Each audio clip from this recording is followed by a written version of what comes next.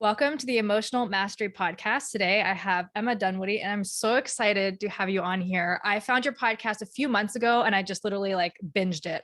I have the last 3.5 years really dove deep into human design. I am an MG 6'3", all the things. So I just when I found it, it literally changed my life, as I think it has for so many. And it's just that's the beauty of the system for me, is when I talk to people about it, it's just all those light bulbs, or they'll just be like, oh my gosh, how did it know? Right. It's just this amazing, beautiful system. And I took some time off to kind of integrate instead of learn. And so as I've been kind of coming back out of that, yours was one of the first podcasts. And I just love the way that you speak about it, that you teach it, that you the centers series, it's you're not just speaking from your perspective, you have others on that really share their perspective. So it's so relatable and so beautiful. So when I reached out, I was so glad that you agreed to come on the podcast. So I would love for you just to share your story, how you found human design, how it shifted your life, and just kind of brought you to where you're at today. Yeah, wow. Thank you. Far out. That's so beautiful to hear. And I'm so grateful for any feedback that I get that my work is supporting other people in their journey, because, we're at this pivotal point in human history where we all really need to learn to love, trust, and accept ourselves. And I feel like human design is such an incredible tool for that. So yeah, thank you. Wow. My story. Well, I'll try to keep it relatively short. I do tend to talk a lot. I'll do my best. But really, my background, when I was 28, I was diagnosed with depression and panic disorder. And I was given the diagnosis that I would never heal from it, but I would learn to manage it.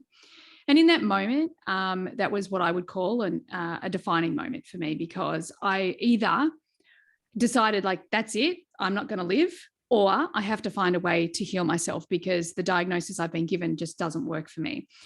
So in those and at the time, I didn't trust myself. I didn't know who I was. I didn't know where I was going. All of the road signs, if you like, to being completely disconnected from myself. But there was just this deep knowing that I could heal this, that I could just, and I even said to the specialist at the time, but if you can just tell me how I got here, then I can get myself out. So it's kind of that is what drove this journey.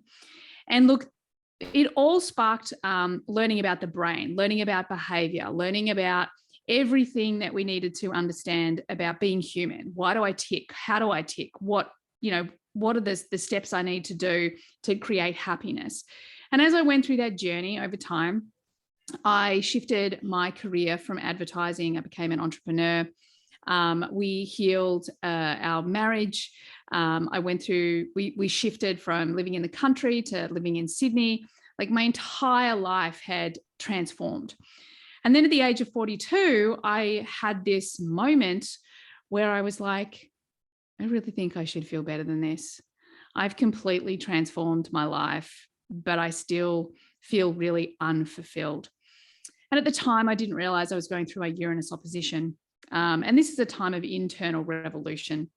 And as I was going through that experience, and gratefully I sort of found this amazing book and got onto it, I was like, okay, cool. So who am I and why am I here? That sparked me to do a number of different things that year. It was a really, really one of the best years of my life. But one of them was to walk the Camino de Santiago, which is a pilgrimage from the bottom of France along the top of Spain. And it's 800 kilometers walking. And the intention that I set was that I wanted clarity around my purpose. I'd done retraining. I'd become a master coach. I had a successful part-time business. I loved what I was doing, but there was still this piece that was missing. I felt like I wasn't authentically me. I couldn't be authentically myself. So I set this intention. I walked the 800 Ks. I got to the end and I was like, okay, universe, I feel like I'm just about there. I'm 96% there, but there's something missing and I feel like it's pivotal. So whatever you show me, in the next sort of little while, I promise I will dedicate myself to it. You need to be obvious. You need to be really obvious. And basically when I got home, within that following 48 hours, human design popped up in my life, I would say 5, maybe 8 times. And I'd literally learned it or been introduced to it 3 times before, and I'd put it back down because I'm a 3-5. Like that was one reason. And I thought my cross of planning was boring and I wanted to be a projector, not an MG. Like there was all of this stuff. So I'd always put it down. So I had this commitment. I made the commitment to the universe. It had been really obvious. So I picked up human design. And what happened in that moment was everything that was once really challenging all of a sudden started to flow. I literally Googled human design teacher, and who popped up was someone, she was in Australia. She lived like in the next suburb from me. She's one of the best human design people out there, I really honestly believe. And that started, you know, my journey and started to really begin to live in flow.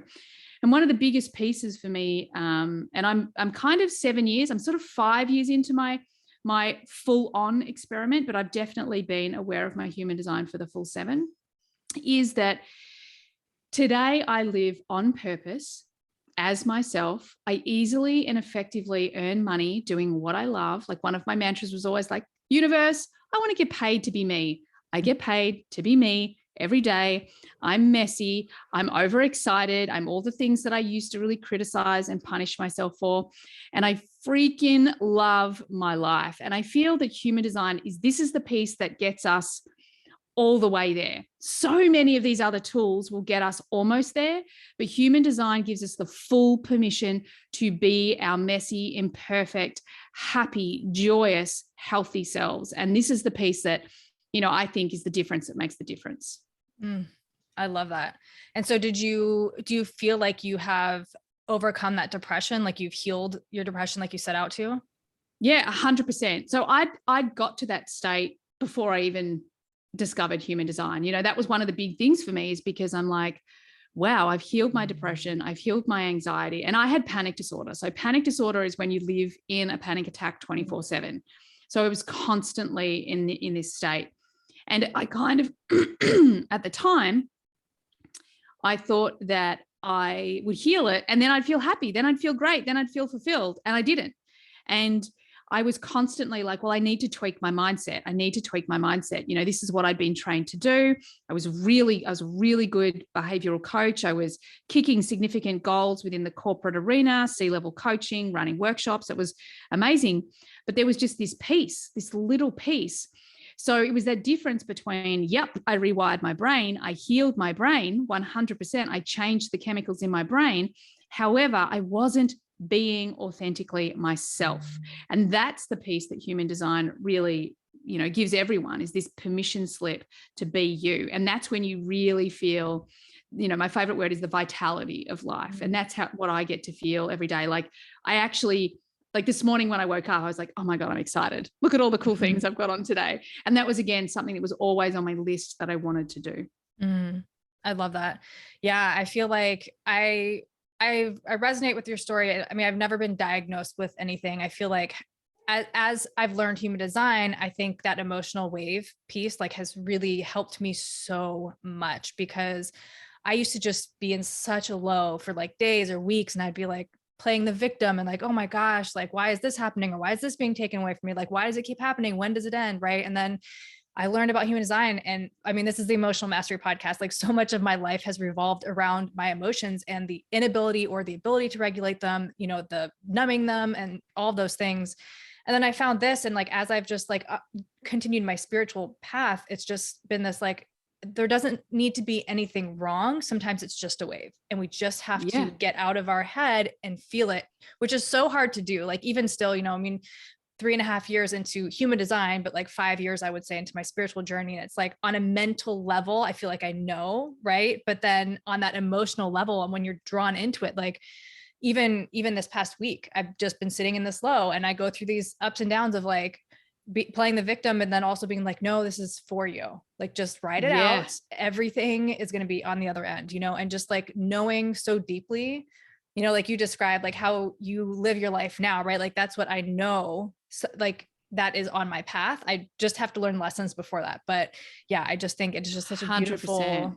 Yeah. And I would love to like go into the emotional solar plexus as you know, that's just, it's been always my fascination. And that's, you know, I love that. Yeah. With the podcast, that's what I just want to help people is understanding that you're not alone. There are tools to regulate it. It's normal.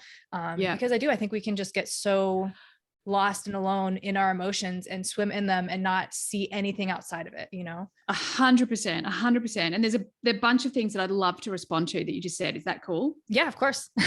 Amazing. So one of the things that you said, like when we're in our emotional low, one of the things I'm going to go back a little bit. When I was doing depression, one of the things that was really weird for me is that I didn't enjoy my low moments. Because as a teenager, I loved my low moments because I would write poetry. I would listen to the most amazing music. I would connect really deeply with things.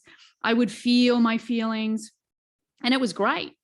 And then when I got to depression, and there was literally this long, deep, emotional rock bottom. And, people talk about that moment of rock bottom. Like, no, my rock bottom was like years. It went forever. It was awful.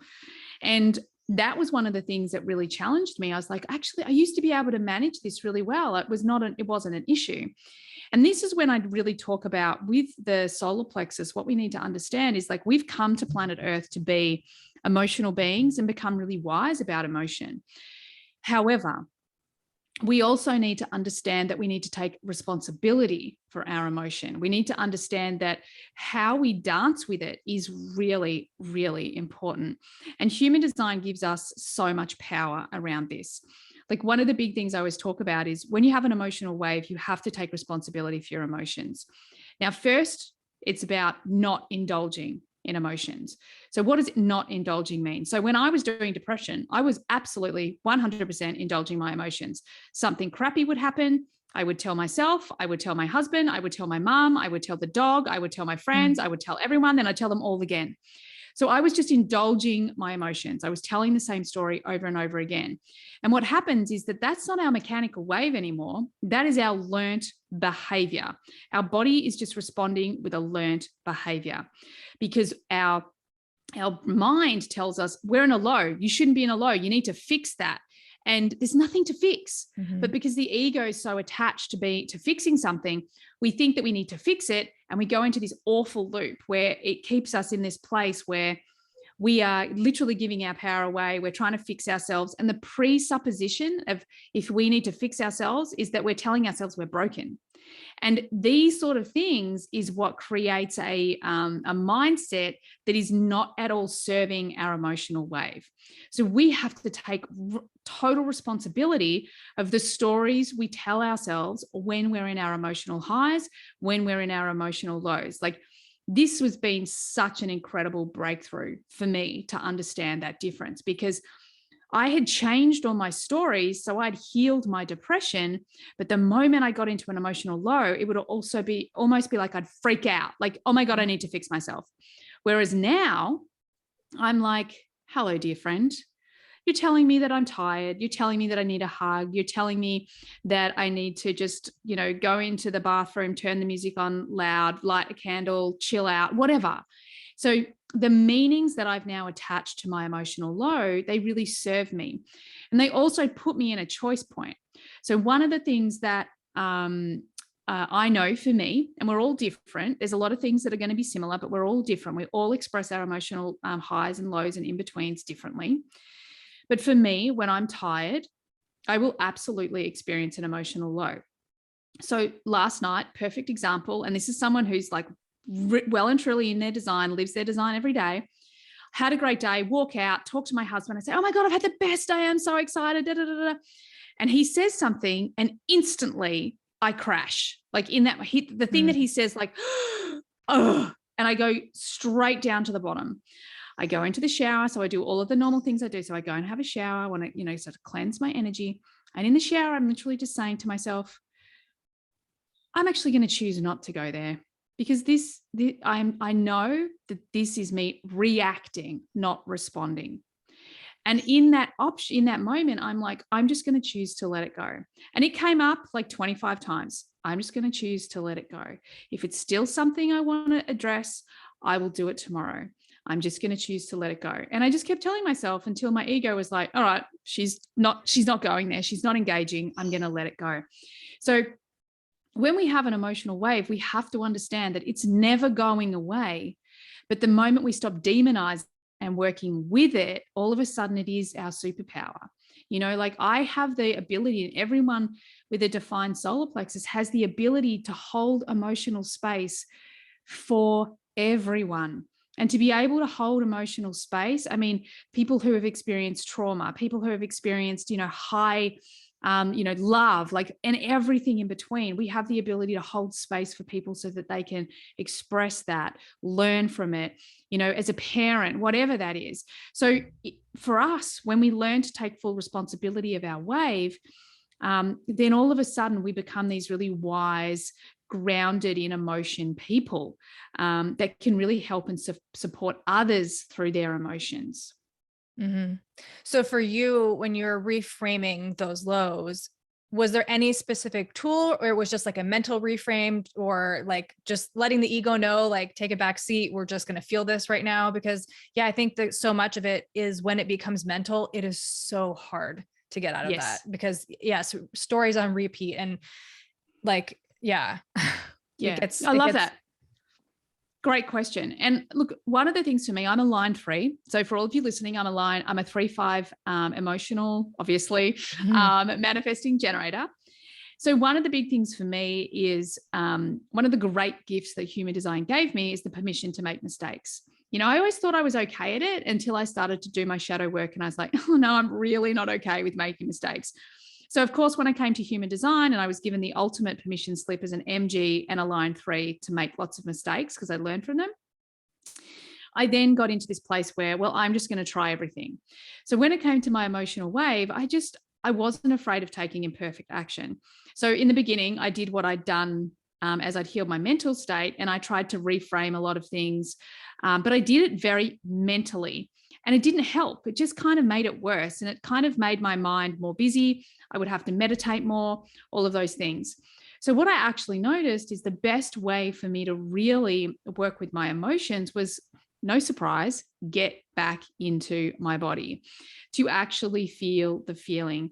One of my go-tos is when I'm in this place, and if I can't shift it from that mental space quickly like I could last night, I will go for a swim. I'll go for a hike. I'll, get into my physical body. I'll surf. I'll ride my skateboard. I'll do things that make me sweat. I'll do something that gets me into my physical body.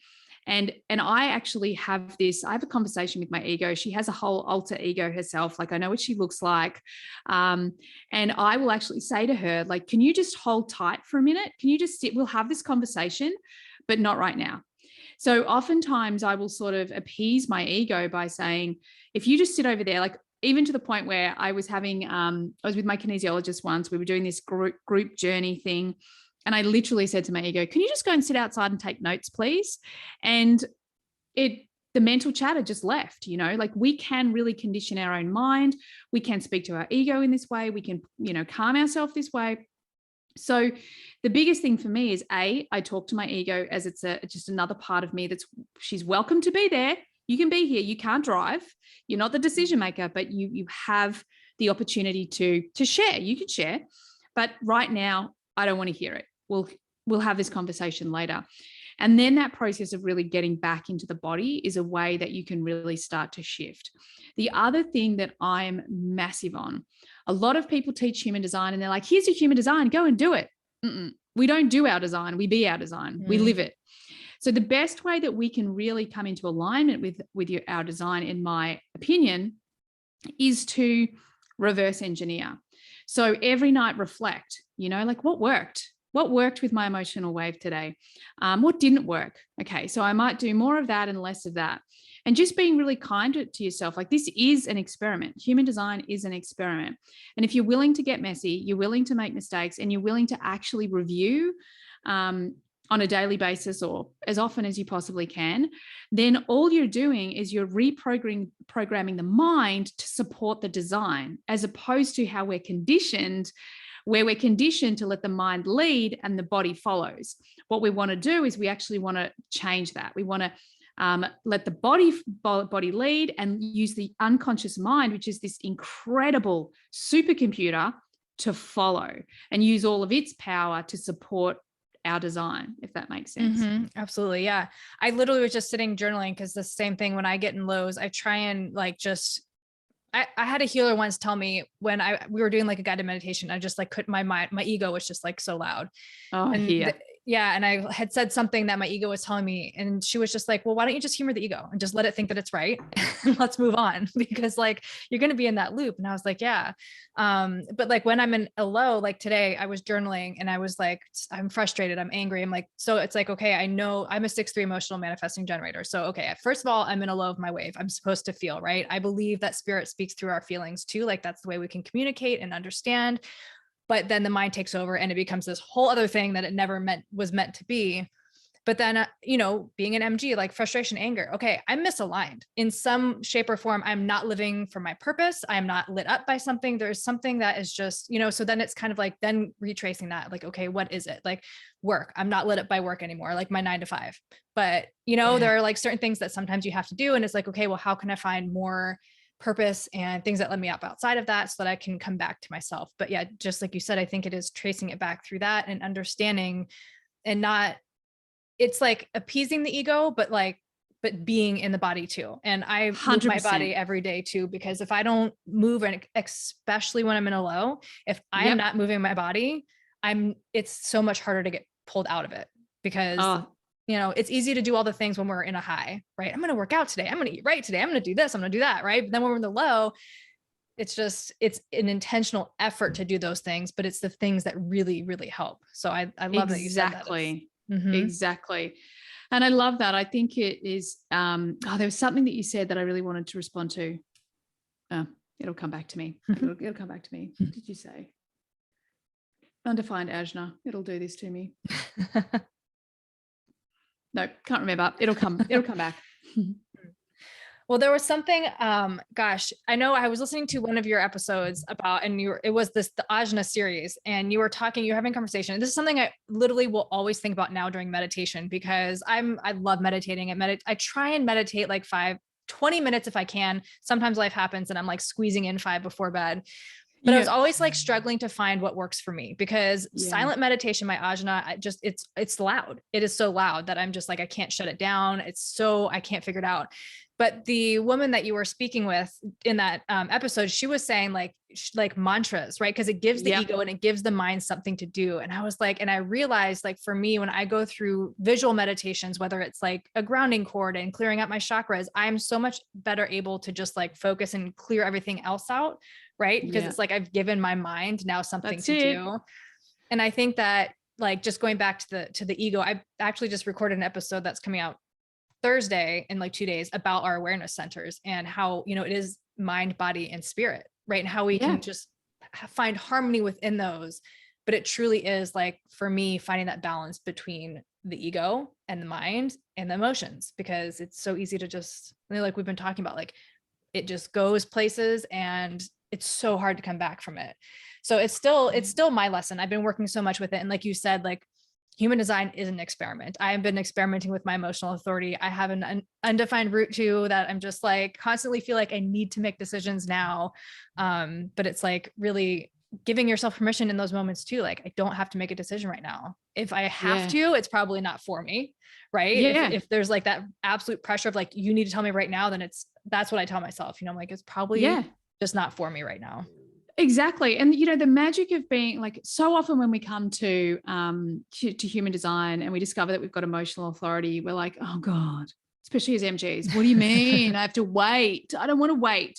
But the whole, like, as you say, like, the thing about the solar plexus is this is spirit consciousness that we're talking about. This is actually, when we wait, it brings us the superhighway. It brings us the quantum leap. It brings us the hack. It wants to bring us the easiest way to where we want to go. If you imagine, like, with a sacral, they're like in the moment, every moment, they're like, yeah. Whereas the solar plexus is like, oh, hang on, babe. There's a much easier road, but we just have to wait for the right timing. Okay. Wait for it, go. And when we can trust that process, we actually get where we want to go in a much shorter period of time. But the lesson ourselves, and like what I love is, the lesson itself is to be present and patient, like, just be present, be patient, Two things that I absolutely couldn't stand when I was younger. Whereas now I'm like, it's the best. I tell everyone, oh, I'll come back to you tomorrow. And I'll be like, oh, I do have emotional authority, so it could be like a week, just let you know. And we can reteach people how to treat us, so that gives us the space to be with our emotional wave and actually, be guided in the quantum leap, be guided the fastest way that we need to go. Because at the end of the day, like you say, that dance between the ego and the body and spirit is so important. And one of the things, one of the leading books in the whole category around ego is, it's like the ego is the devil or something like that. I can't remember the title of it. And every time I read it, I'm like, oh my God, will you stop? Stop demonizing the ego. Mm-hmm. The ego is a part of us. The moment that we separate any part of ourselves, we put it in our shadow. The moment we have something in our shadow, we can't fully integrate. We can't fully be who we are. Like, all of us is who we are, the good, the bad, and the ugly. All the ego is telling us is that there is fear here. Great. Awesome. There's fear here. I'm afraid. Why am I afraid? What am I afraid of? Am I afraid of getting out of my comfort zone? Am I afraid because, I've learned this behavior that if I speak out of turn or do something, this consequence is going to happen? It's just giving us an indicator. It's giving us an indicator that we have hit some sort of fear. That means we can integrate a part of ourselves. We can move through something. We can become more fearless, because, we'll never be rid of fear. We'll never be rid of the ego. Some of us are. If you're Eckhart Tolle or, the Dalai Lama, but most of us aren't going to get to that point. So we have to learn to work with it, not against it, because the moment we have resistance to anything, we're giving our power away. Mm-hmm. And if we don't have our power, then we can't do anything about it. So it's much better to embrace our fear and say, all right, with meditation, when I first started learning meditation, I was terrified. I was terrified of closing my eyes. I was terrified of the weirdest things, like I was going to see some demonic face, like I was going to be taken over by some spirit, like all of these crazy, because my ego knew what scared me. So it would give me all of these things so I wouldn't do the thing. But I just kept turning up. I've got a defined will center. I am a dog with a bone. I was like, no, I'm just going to keep turning up. I'm going to imperfectly implement every single day. And before human design, the things that really changed my head, really helped me rewire, was meditation and gratitude. These are the two things that fundamentally shifted everything. And then I started to learn all the juicy bits like NLP and belief work and all these other modalities. But those simple things really worked. And one of the first things I learned was, do not demonize the ego. It's a part of who we are. It's trying to keep us safe. I talk about my ego. I see her as this big cave woman. She's gorgeous. She's got this big, matted, messy hair. She's wearing a leopard skin bikini. You'd be afraid of her because she'd take you down, but she's not really that clever. Like, she's not actually designed to be making decisions. She's going to take care of everyone, but she's not the brains of the outfit. So this is the way that we want to think about our ego, is that at the end of the day, it's just trying to keep us safe. And in many cases, it's tried to keep us safe when we were in a very dangerous, traumatic situation, for so many people. It came to my awareness. Recently, I was watching The Breakfast Club with my kids, and it just had this real awareness that my generation, we were surrounded by trauma. Like, everyone had massive trauma. And my kids were kind of like, oh, wow, that's a bit deep, and they live in this world where, yes, they're being exposed to trauma, but we're moving through it. We're learning to heal it, and it's healing faster. It's healing faster in our kids. But if we stay really in that shadow state attached to the ego, we can't let go of this stuff. And at the end of the day, I really believe that this is how human design is going to help us, because when we see the truth of our design, we can let go of unresourceful belief systems. We can let go of trauma. We can let go of all the things that our ego taught us we needed to hold on to stay safe, because the actual design itself is,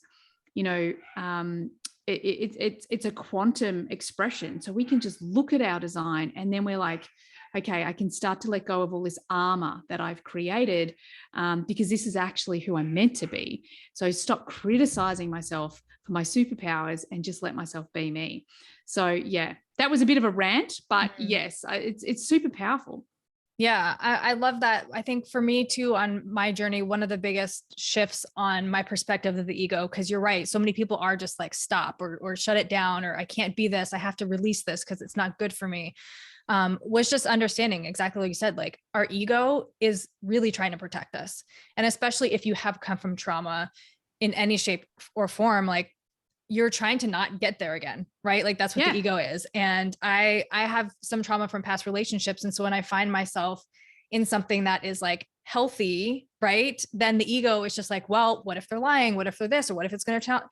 And then it gets like super confusing, because then my whole, so I just have to remind myself, like, I see my ego as like that little girl, right? That little like inner child. And it allows like, or I don't know, maybe that's what I show to my ego to let my ego soften. I don't know. As I'm saying that, I'm like, maybe that's the way to like have my ego like calm down and just take a step back. But yeah, it is so powerful. And I know I love, like you talk about your kids and just kind of switching it up to like parenting with human design, because I love, my kids are 12 and 6. And so with my son, I think he was like 1 or 2, maybe. Yeah, I guess like 2 when I like found the system, like something like that. So he's just like kind of like now being raised in a way that I can just, he is a triple split 2-4 generator. And so pure generator. So he's just like, he's very likes to do things on his own way. He's never met a stranger in his life. Right.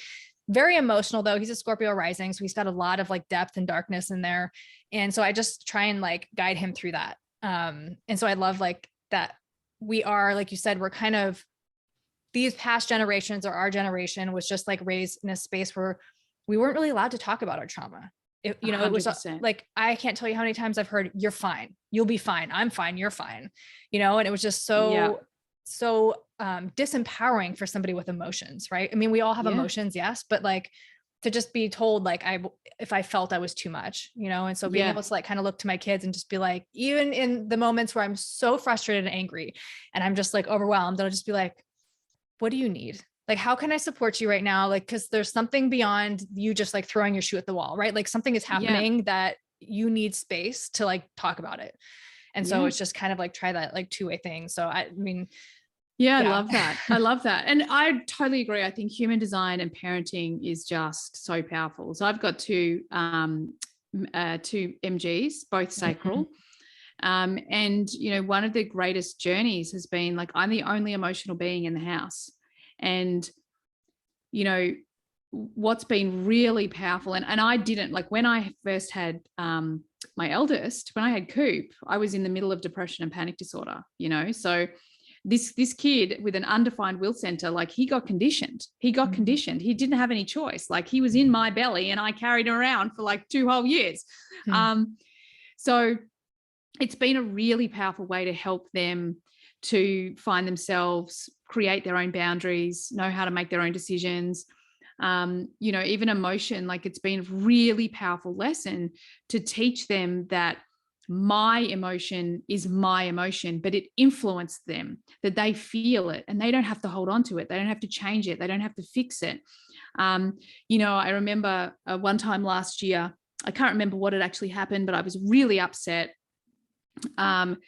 And my eldest son came up to me, put his arm around me, and he just is like, are you okay? He was asking me questions. And my youngest son came in, took one look at me and walked straight out again. And I thought in that moment, like, isn't it beautiful that my children do not feel any obligation to do anything? They do what feels comfortable for them. And like, I'm quite happy for him to walk out because it's intense. I was having a really intense emotion that my eldest son was also feeling, but he knew it wasn't his. He didn't have to fix it. He didn't have to stop it. He didn't have to change it. And he also knows that if he just sits and holds space for his mum, everything's going to pass. It all just passes. So I think when we look at our human design and our kids' human design, we can do some really simple things. Like for my two, they're pure sacral. So just teaching them the yes, no thing, like, I've got energy for this. I don't. But there's also like my two are really, really curious about their design. I mean, they kind of hear their story all the time as well. But the more curious the kids are about their design, the more we can really help them to empower themselves, to be their own, guru, as I like to say. Like, this is what it's all about for me, is not being the guru for everyone else, but really empowering everyone who listens, everyone who is in my community, everyone who works with me, to be their own guru. And I think that that's important for kids as well, because my generation thought the kids didn't know anything. They were just, kids should be seen and not heard. That's what I was raised with. And in our family, as much as it can be really freaking challenging sometimes, like, our kids all have a voice. They both have a voice at the table. We all have an equal, say at the table. And as much as I say, it can be challenging, it's also really powerful because they know their boundaries. They know who they are. And they also know that they can trust themselves, and in this day and age, self-worth is such a challenge. And human design can really help kids because they already know it. They're so close to their design, and especially the youngest they come to it, they already know these things. Like me talking about my emotional wave when I was in my lows, like, I loved it because I could connect to this emotion that I didn't usually, I didn't spend a lot of time in. So parenting through human design also gives us permission to be ourselves. Like, another thing that happened with my kids is, and again, my generation is, as a parent, you don't show emotion to your children. You just suck it up, be the adult, and don't show emotion. And even a lot of my training was a bit like that. And I was a bit like, it just doesn't sit right with me. And last year when we traveled around Australia, we bought a caravan and a car, and we did what we call a big lap here in Australia. And we saw so much of the country. It was absolutely amazing. But we had to do distance education. And there was a moment, I won't lie, that I was sitting at the table with my youngest son, bawling my eyes out. And he's just looking at me like, because he knows it's not his fault, because we've had this discussion. We talk about my emotions and my emotions. You don't have to do anything to change my emotions. They're my responsibility. And I was just saying to him, like, I'm finding this really frustrating. I'm finding this really challenging right now, because he's this determined, defined will center, cross of the Sphinx, like, get out of his way. He's coming through. He knows who he is, defined G center. And I just was like, oh my God, I'm finding this really challenging because I don't want to do it like this. I want it to get along, but I get that you have to do it your way. And I'm just going through this process. And he's just like, yes, sweet mom, whatever. And not taking responsibility for it. He didn't think he did anything to me. I'm using all the language to say, this is me. Don't worry about it. I'm already in a low. But it also gives you that opportunity later on to say, how'd you feel about that? And do you think that maybe we could go through that process? Because I know I could go through that process a little bit differently. Next time, I'm not going to be so tired when I go into it or whatever. But it also gives him the opportunity to say, I probably could have just made it a bit easier for both of us. So when we have that opportunity to be really honest about our design, what our energy is, how we are as the adult, then our kids watch us, they can do the same thing. It gives them permission to be themselves. And one of the things with my youngest, like, he is so determined. This kid is off the charts determined. He's amazing. And because we've always had this, we've always known it from the moment he popped out, because we've had his design as well. We've always empowered him. Like, this is your superpower. Sometimes he uses it for good. Sometimes he doesn't. And, we talk to him, it's like Superman. Like, sometimes you're going to fly around the building, but sometimes you fly into the building. It's just feedback, it's all it is. It's just feedback. And I think human design really gives us the opportunity as parents to step back and understand that we are not ever in control. We are not here to mold anyone. We are here to be the support system for these little beings as they grow up, to bang into, to be there when they fall down, but ultimately to empower them to be who they are, as opposed to who we want them to be. And I feel like human design is a really powerful tool for that. Have you sat with them and like shown them their chart, or you just use languaging that explains the chart in a way that they'll understand? Both. So one of the things, because of one of the stories that they love, that they've heard me tell a lot, our incarnation cross is Ra Uru, who described it as it's the job description of our aura. So we don't have to do it per se. We be it. It's our energy. So as soon as someone steps into our aura, our incarnation cross will be working. In most cases, it depends on configuration. There's more details to that. But for me, it is. Mine's always on. I've got a high workload cross. But my eldest son, when he was born, as I said, I was still doing depression and panic disorder. And he's a cross of the sleeping phoenix. So what his aura is all about is helping people rise from the ashes. And I'm like, what now? Because that was like one of the fundamental turning points, when I didn't think about myself all day, I was thinking about someone else.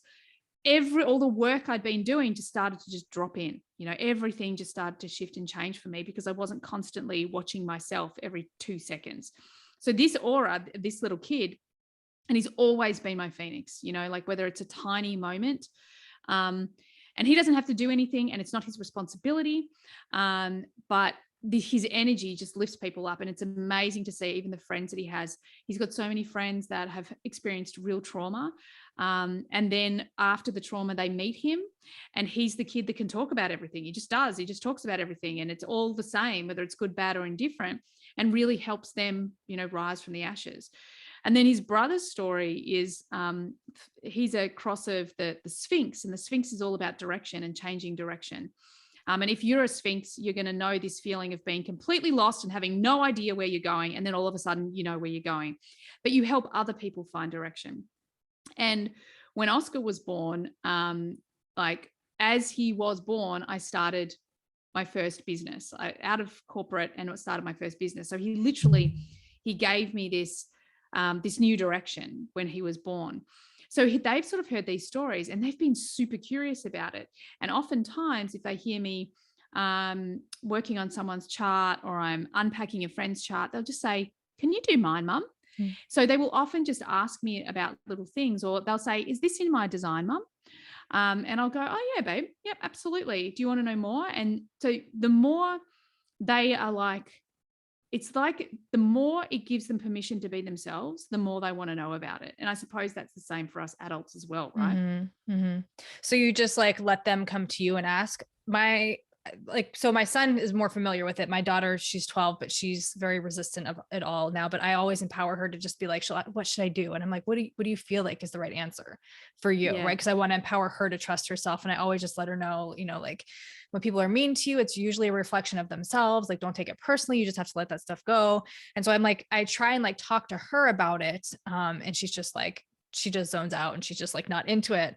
Yeah. My son is a Gemini. What type is she? She's a 1-3 emotional generator.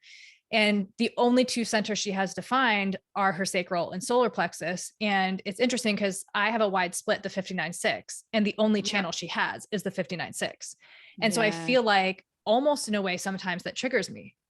And I know it's like, I'm living in a house that I should feel complete and whole because I have access to that energy here. But I know like, energetically a wide split can be very victim-y, right? And blaming and kind of, so I'm trying to like still work with like what it means. And then my son has the cross of tension. So he's just constantly like poking the bear. And I'm just like, oh my gosh, I know this is just energetics, but it is so frustrating sometimes, but that's his purpose, right? Is to show people things about themselves and it's not like to be mean or unkind or anything like that. Like that's literally what he's here for. And I always try and remember that. But isn't that so empowering, for us as parents? Because one of the things, through my behavioral training, and I did a lot around relationships and parenting and all that sort of stuff. And we're constantly trying to fix a problem.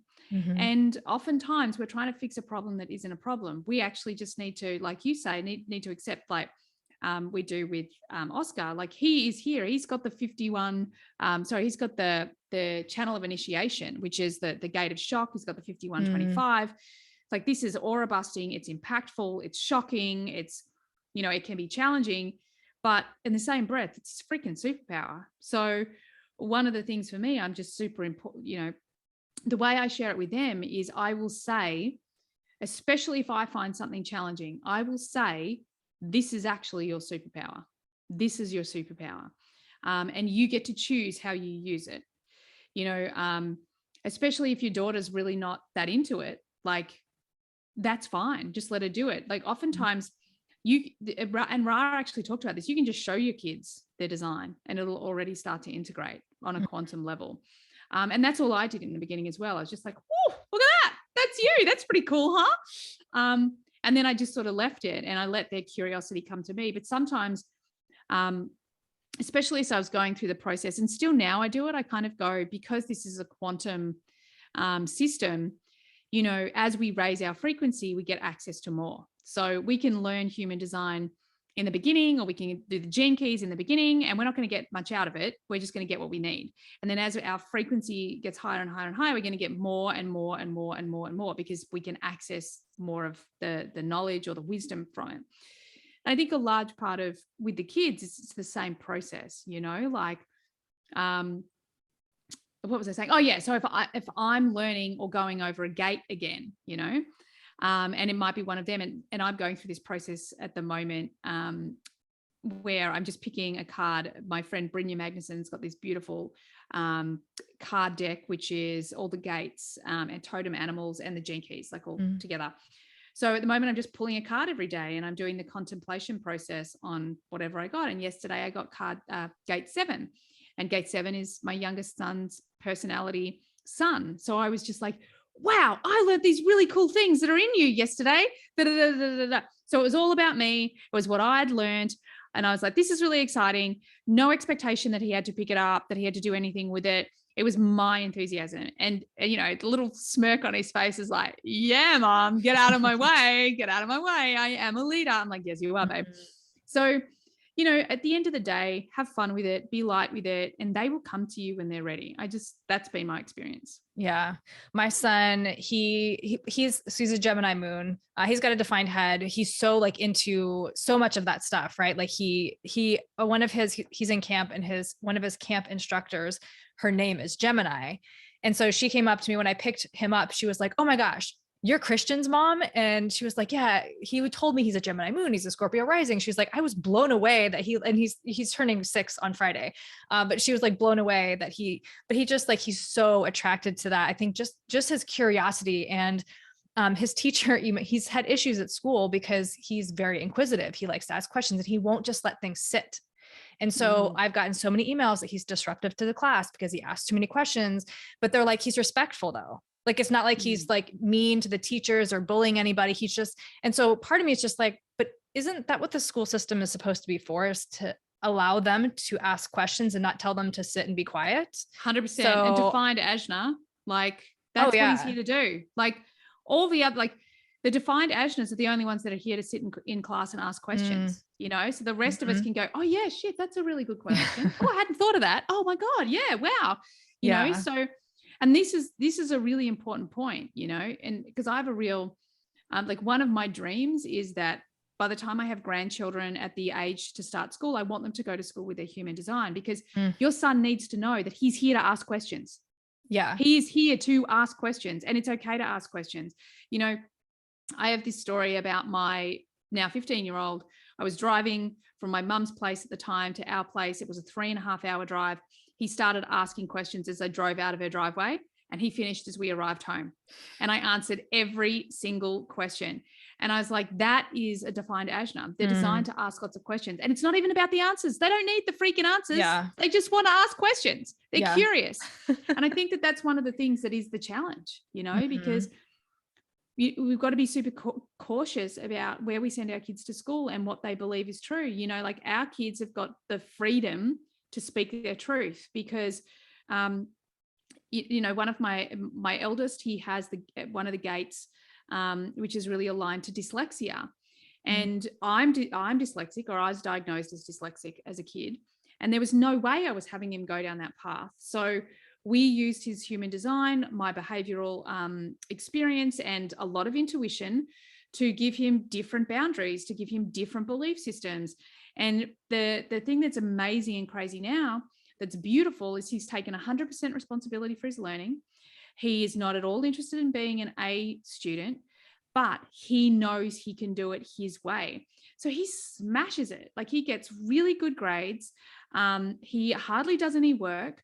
He does it the way he's designed to do it. He's got a line 1. He's got a defined ajna. So he knows he just has to get in, give it his attention for a short period of time and get out. And everything works for him.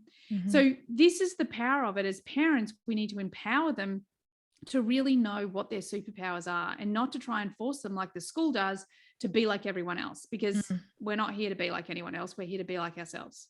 Yeah. And I just, not to like get all controversial or anything like that, but like, I just don't think that, the school system is just not made for everybody. You know, I mean, no, it's made for a very small proportion of people, in my opinion. Yeah. Well, and my daughter, I mean, she's, like I said, she's so open in her centers, and she's a 1-3. So she does have a lot of questions. She's constantly asking me questions. And like with both my kids, cause my son, same thing with that defined head, like we get just from the minute he wakes up, it's like, mom, all day are questions. And I just like, sometimes I get frustrated, but I'm just like, guys, like, if I'm like at that point, I'm like, I don't have the answers to your questions right now. So can we just like, you know what I mean? But I try and like revisit it, or just be like, I'm not just like, be quiet, stop. You know, I'm just like, I don't have the answers. I don't have all the answers. I tried my best to answer it. But she struggles a lot in school. Like he asks questions, and he's not shy and like whatever. But she struggles a lot more. So I'm trying to navigate, you know, how we can support her in that. And so the biggest piece, when you've got a line 1, you've got to be really careful, because they don't miss a beat. Okay. When you got a line 2, so I've got a line 1 and a line 2 as well. My line 2 has no freaking idea how he impacts or how he's feeling until he goes, bah! And it's out there. Right. So he just quite happily gets around in the world, not having any idea how he's impacting others. He does what he likes. He expresses what he needs to express. However, the line 1, like, their deepest wound is insecurity, and they are tapped in. They see everything. They know how they impact the other. And what happens in a school environment is that will turn her inward, because she's like, oh, I need to stay in this little container, because if I say this, or if I do that, especially as a line 3, you know, like, because she's designed to make mistakes and bang into things. So with a line 1, you really need to empower them in a way that, like, you've got this, you know, that you've got the power. You can do this. You're going to make a mess. But you're super sensitive. Like, I always talk to Cooper, like, you're super sensitive. You see everything. You feel like you can deal with it all yourself, but you don't have to. You know, you don't have to. And really encouraging them to be able to talk about their feelings and talk about the experience is really powerful for the line 1, because otherwise they can become, you know, that independence in their lone tower. And it's not ideal. The line 2s just kind of just get around like, whatevs, I'm good. And the line 3s are banging into stuff all the time. But the line 1s are very, very sensitive. So we have to be very conscious that that they learn that they don't have to change themselves to impact people differently. How people respond to them is the other person's responsibility. It's not their responsibility. But, you know, it's a journey. It's not a quick fix. Yeah. And I feel like that's sort of where she's at right now. She's very reclusive and just kind of like trying to figure, I mean, and hormones and all this stuff too is impacting that as well. But yeah, I just try and same thing. I just try and empower her and just be like, you know, you're so worthy, and you say, you know, like, you can do what you want to do. Like, they'll always be like, I can't do something. And I'm like, you're choosing not to. Let's reframe this. You can, you absolutely can, but you're choosing not to. So let's just be honest about what it is instead of like walking around like, I can't. But, and you know, like, even one of my favorite questions is, when someone says, what if, sorry, when someone says I can't do something, I'm always like, but what if you could, you know? And it's that piece with the brain that, and this is why a lot of affirmations don't work, right? Because what we do is we say, okay, I believe that I am successful. I believe I can make $10,000. I'm making $10,000. I will make $10,000 this week. But what we've done is that our brain, our mindset, our belief system is like, oh my God, I can't even make $2. And the jump between $2 and $10,000 is too big for our brain. Our mind can't handle it. So it's the same for kids. It's like, so instead of saying, Well, you 100% can. We can even give them one easier step in between. And I totally agree. I was always taught like, yeah, you can. There's no such a word as can't. And that worked well. But there's this stepping stone that we can give them is, what if you could? What would it be like if you could? So then they don't even have to get attached to, oh, really, I can, but really, what if I let you down? What if I fail? Because remember, the line 3 will be afraid of failure, because we're not designed to be okay with failing. And that's one of the things that I talk to all line 6s and all line 3s. You're winning or learning. It's only feedback. There is no such thing as failure. And one of the things I do really well is make a freaking mess and learn a lot, and that's what the line 3s are here to do. Yeah. I'm a 6'3", so I far out. Yeah. I feel you. Up until 30 would have been bumpy. Absolutely. And yeah, it was just like, I had this story on loop that like, I failed everything. I quit everything. I couldn't follow through on anything. And just like having that, if I had learned about human design in my 20s or my teens, to be able to be like, no, this is just how I learn, how much different things would be, but at least I've learned it now, and I can reframe it and be like, no, You're not failing. You're figuring it out. Like we're going to be okay. But yeah, I wanted to just like ask, I have just a few more questions. I wanted to touch it. And I see, so you have a completely open G center, wide open. Yeah. How do you, I guess like within any open centers, but is there anything you recommend in just like starting to decondition? And especially, I know I have a lot of shadows in my G center. I have an undefined one as well, and both my kids do.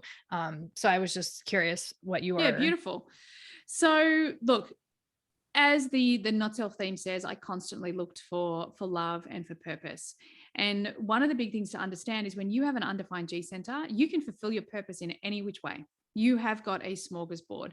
You might have a final destination dependent on your belief systems. However, you have so many different options of how to get there. So don't worry about it. Like I know for me personally, what human design has given me is an absolute certainty of purpose. I'm just about to teach a masterclass on this in a few weeks. And I have absolute certainty about my purpose. I have absolute certainty about love and lovability. And it's not something that I created through my mind, although I now have the belief systems that support that. It's something that my human design gave me. Just accepting, okay, cool. I'm just not going to be that person. And the metaphor I often use is there's an amazing artist here in Australia called Claire Bowditch, and she always talks about how she knew she was going to be a singer-songwriter from the age of 2. And I was like, I want that. And the moment I let go of I want that, the moment I was like, oh, okay, so I probably won't ever have that, was when I was like, oh my God, I'm free. Oh my God, who can I be? And that was where it really started to shift for me. I see my 2 kids who have defined G centers. They know exactly who they are. There's no flexibility. And now I'm like, sucker, because whatever room I go into, I fit into. So what I really learned to do, and the first way I really connected with it was, oh my goodness, I have the gift to see everyone's highest expression. And as a coach, it's one of my most powerful tools, because when I sit with people, I'm seeing your highest expression because my G center is wide open. I'm literally feeling your higher self-identity. And that is a freaking gift. Like, I love that. So wherever we have undefined centers, we just have to learn to let go of the conditioning that's been built up in there. I always recommend, I've actually got a podcast on it, and I've never known the number, and Taylor actually gave me the number just this week. So that's really weird. So I've got it written down. It's number 95 of my podcast. And what it is just an exercise that I do probably quarterly. And it just goes through every single center. So whether it's defined or undefined, the questions you want to ask yourself, and it'll help you decondition each center. But the biggest piece for undefined centers is just learn not to identify with other people's energy. Learn not to create the belief systems. Just be like, oh yeah, I remember, that's not my energy. If you are a non-emotional person and all of a sudden you feel emotional and you just happen to sit down next to someone, oh my God, it's their energy. I have nothing to do with this right now. If I know them, I'm going to hold space for them in this moment. If I don't know them, I'm just going to be like, all right, I'm leaving because this feels uncomfortable. Bye-bye. So it's really coming to that place. Like, one of the things we have to be careful not to do is overdo things, overwork things, try too hard, because then we're just clogging up our centers again. So just, go through that process, decondition, and acceptance is the key. Acceptance. Accept that, For me, I will never have mental clarity. Oh my God. Do you know how freeing that is? Do you know how much I trust my mind now because I just stop thinking about things all the time? Oh my God. It's so good. I love it. Mm-hmm. I love that. Yeah. With my G center, I find I've found I've switched it to like being that wisdom of like, I get to taste all this different stuff that's out there, you know? Oh yeah. And because for a long time, I think I would like, right. Like I would feel that like highest expression of someone, and in the shadow side, it would keep me in these situations and relationships that were just not good for me. Cause I was just like, Yes. but you have so much potential, but you can Oh, do this, but I can feel this sometimes, you been know? there. And it was just like, so Yeah. yeah. So just learning to like let go of that and just being like, and trusting my body like has been Yeah. huge. And just like That's it. that initial feeling of something. And I'm still like making sense of that. Cause like I know I have to ride my wave, but also I so strongly trust that if something feels wrong, it is like I can pull it through my wave, but that initial, I always like take that for I definitely take note of it. And I'm just like, Yeah. there's something there, something speaking to So me. that's the beauty of having a sacral as well. You know, I feel Mm. like there's a lot that we know. I always talk about it's percolating, like it's percolating in your aura. You kind of know whether it's a yes or a no, but it's just not yet. And then the oftentimes and the spleen can work this way as well. And then the solar plexus just gets us bang on the right timing. So yeah, totally resonate with that. Yeah.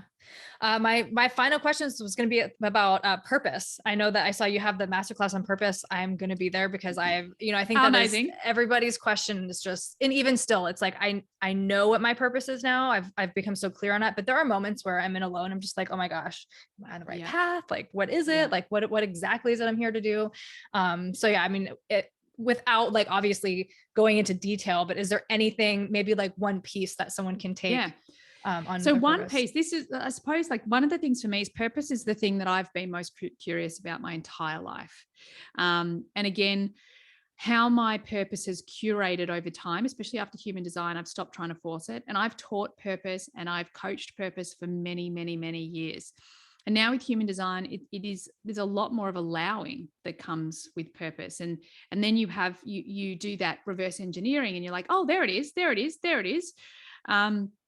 But really, and in our chart, there are so many indicators now, and depending what frame you look through it, you can get so much information from your chart to align you to purpose.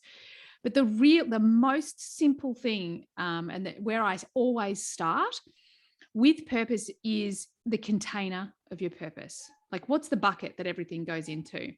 And that is type.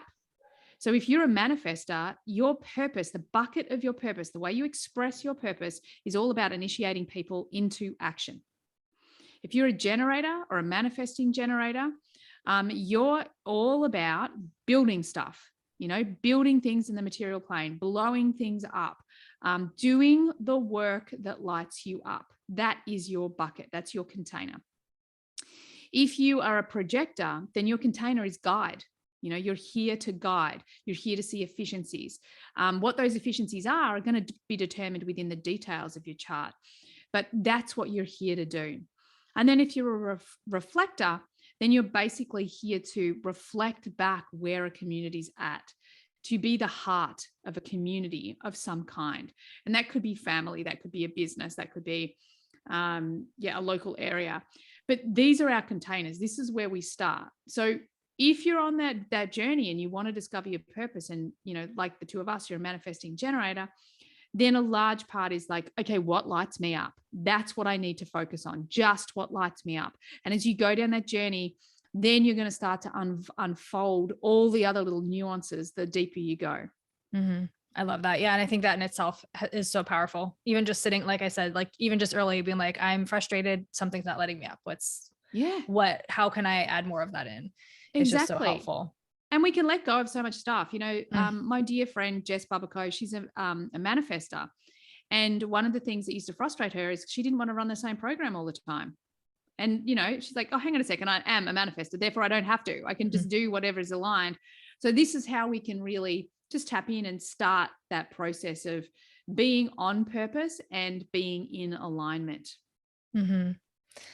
Awesome. And then my last question that I'll ask you is just if you have one tool, one tip just for people and their emotions, whether they're defined or undefined, just to help them maybe gain a little bit of more, just something practical that they can take in to understand their emotions a little bit more. Be kind to yourself. Mm. I think that's the fundamental piece. Like, we punish ourselves for our emotions. We punish ourselves for who we are. We criticize ourselves. And our emotions are telling us, you're hurt. This hurts. You're tired. This isn't right. And when we are kind to ourselves, when especially in an emotional low, I think kindness is the thing that's going to change everything if you have an emotional low. Because I will guarantee that when you're in your low, you are kicking yourself. You are criticizing yourself. And if you can learn just to be kind, all of a sudden you're going to see all the wisdom that's been there all that time.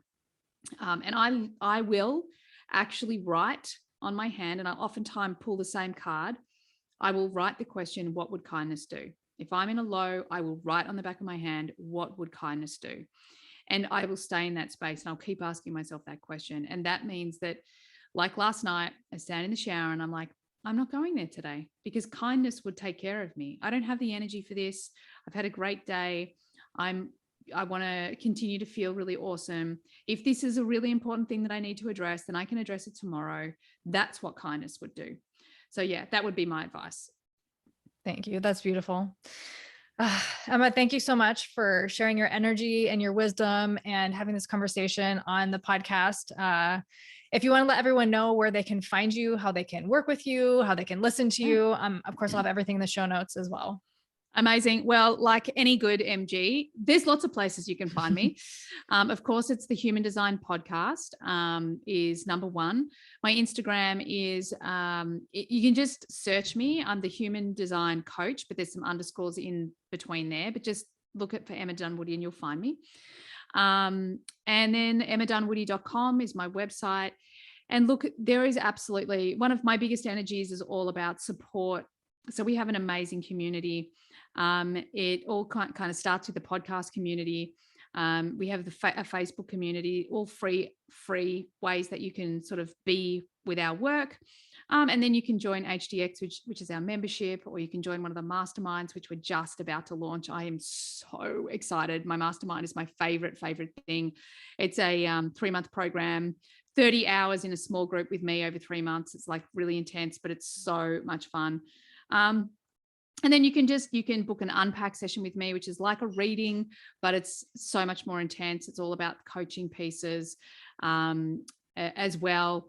And yeah, you can work with me one-on-one. So yeah, I'm a manifesting generator. There's plenty of options, plenty of places to find me. And I'm super excited for every single human that joins our community, because it's all of us that's making the change. It's all of us that's taking the human race through to this new paradigm. And I really believe in humans, and I love our community, and yeah, the more the merrier. Let's do this. Yeah, I love that. Yeah, so much. I'm so cheesy. I love it. Thank you so much. You're so welcome. Thank you for having me. Of course.